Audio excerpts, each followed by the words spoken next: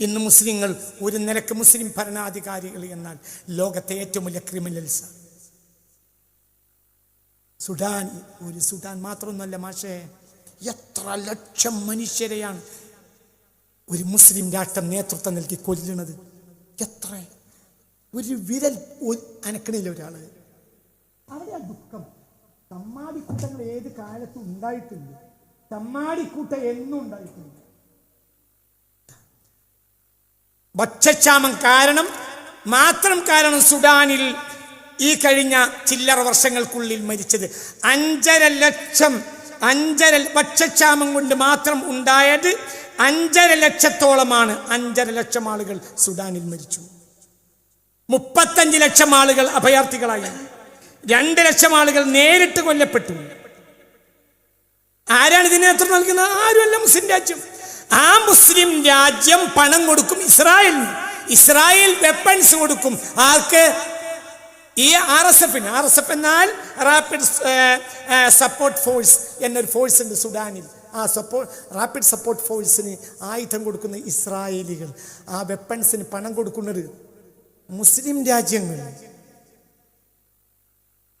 അതേ ആയുധ കമ്പനി തന്നെയാണ് ഗസക്കാരെ കൊല്ലാൻ ഇസ്രായേലിനും. ആരാണോ ഇസ്രായേലിന് വെപ്പൺസ് ഉണ്ടാക്കുന്നത് അതേ കമ്പനി തന്നെയാണ് സുഡാനിലെ മുസ്ലിങ്ങളെ കൊല്ലാൻ വെപ്പൺസ് ഉണ്ടാക്കുന്നത്. അത് നമ്മൾ അതറിയണേയില്ല. ഞാൻ പറയട്ടെ, കഴിഞ്ഞ 2 കൊല്ലം മുമ്പ് 25,000 പെണ്ണുങ്ങളെയും കൊണ്ട് നമ്മൾ ഈ കോഴിക്കോട് ചുറ്റി. ആർക്കെതിരെ? ഇസ്രായേലി വംശജ് ആണോ? ആണല്ലോ. അല്ലേ? അതെ, ആയിക്കോട്ടെ, ഞാനൊരു വിരോധം പറയുന്നില്ല. എങ്കിൽ അതിന്റെ 10 ഇരട്ടി ആളുകളെ സുഡാനിൽ കൊന്നിട്ടുണ്ട്. എന്തുകൊണ്ടാണ് നമ്മൾ ഒരു പരിപാടി നടത്താത്തത്? അത് കൊല്ലിക്കുന്നവരെ വിഷമിപ്പിക്കും. അവർ നമ്മളെ കൂട്ടുകാരാണ്. ഇതിനാണ് പറയണില്ല, ഞാൻ പറയാൻ തുടങ്ങിയിട്ടുള്ളൂ, പറഞ്ഞിട്ടില്ല. ഇതിനാണ് ദുഹാൻ എന്ന് പറയാം.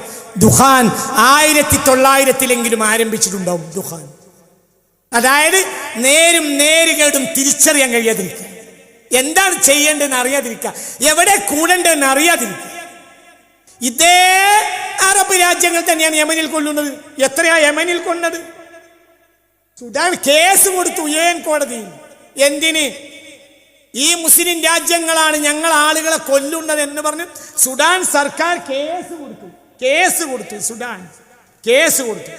Sudan files case to UN court alleging UAE is breaching genocide convention by funding rebelsന് ഫണ്ട് കൊടുത്ത് ഈ കൊലപാതകങ്ങളെല്ലാം നടത്തുന്നതിന് പിന്നിൽ ആരാണ്? മുസ്ലിം രാജ്യമാണെന്ന കാരണത്താൽ UN കോർട്ടിൽ കേസ് കൊടുത്തിട്ടുണ്ട്. ആര്? സുഡാൻ സർക്കാർ, ഭരണാധികാരി, രാജ്യത്തെ തിരഞ്ഞെടുക്കപ്പെട്ട സർക്കാർ. ഞാൻ പറയുന്നത് ആ സർക്കാരൊക്കെ വലിയ മഹാന്മാരാണോ മഹതികളാണോ എന്നല്ല. പാവപ്പെട്ട ജനങ്ങൾ എന്തു പേച്ചു? പാവപ്പെട്ട ജനങ്ങൾ എന്താ ചെയ്തത്? ഇന്ന് മുസ്ലിങ്ങളെ ഏറ്റവും കൂടുതൽ കൊലപ്പെടുത്തുന്നത് മുസ്ലിങ്ങൾ തന്നെയാണ്. ഏറ്റവും ക്രൂവൽസായ ഭരണാധികാരികൾ മുസ്ലിംസാണ്. എന്താ കാരണം? യൂറോപ്പിനെ അവർ സ്വീകരിച്ചു. ഇപ്പോൾ വെടിനിർത്തൽ കരാറുണ്ടായി. 3 രാഷ്ട്രങ്ങളാണ് പ്രധാനമായും ഒപ്പിട്ടത്. ആ ഗസയും വെടിനിർത്താമെന്ന് ഇസ്രായേലിൻ്റെ കരാറിൽ ഒപ്പിട്ടത് 3 രാഷ്ട്രങ്ങളാണ്. പ്രധാനമായും ഈജിപ്ത്, പിന്നെ തുർക്കിയും ഖത്തറും. സൗദിയും UAEയും വിട്ടുന്നു. എന്തുകൊണ്ട്? അത് കൊല്ലുന്ന ഞങ്ങൾ വിഷയമല്ല. കൊല്ലാതിരിക്കേ ഞങ്ങൾ ഇഷ്ടം. മനസ്സിലായില്ല? ഏറ്റവും ചുരുങ്ങി ആ കരാറിൽ ഒപ്പിട്ടില്ല. അത് ഞങ്ങളുടെ വിഷയമല്ല.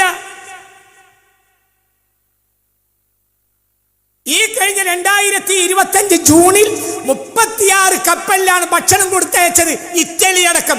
ഇറ്റലി എന്നാൽ ഒരു കാലത്തും മുസ്ലിം സമുദായത്തിന് കൂടെ നിന്ന ഒരു ചരിത്രമുള്ള രാജ്യമല്ല ഇറ്റലി.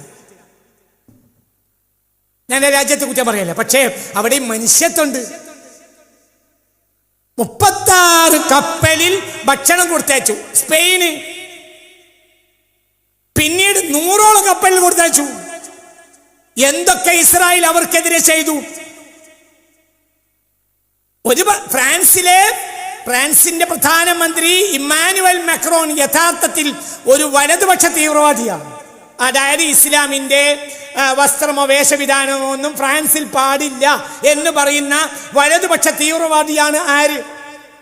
Emmanuel Macron. ആ ഇമ്മാനുവൽ മക്രോൺ ആണ് എന്ത് പറഞ്ഞത്? ലോകത്തെ ഏറ്റവും വലിയ ക്രിമിനൽ ബെഞ്ചമിൻ നെതന്യാഹു ആണ്. ഞങ്ങൾ ഫലസ്തീൻ രാഷ്ട്രത്തെ അംഗീകരിച്ചിരിക്കുന്നു, ഞങ്ങൾ വംശഹത്യക്കെതിരാണ്, ഞങ്ങൾ ഇസ്ലാമിന്റെ വേഷവിധാനത്തിന്റെ കൂടെ ഇല്ല, പക്ഷെ മനുഷ്യർ എന്ന നിലയിൽ അവരുടെ കൂടെ ഞങ്ങളുണ്ട്.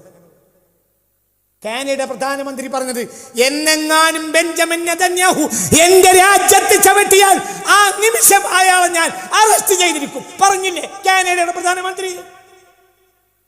അതേ സമയത്ത് ഒരു ചെറുവിരൽ അനക്കാൻ ഒരു മുസ്ലിം രാജ്യം തയ്യാറായില്ല.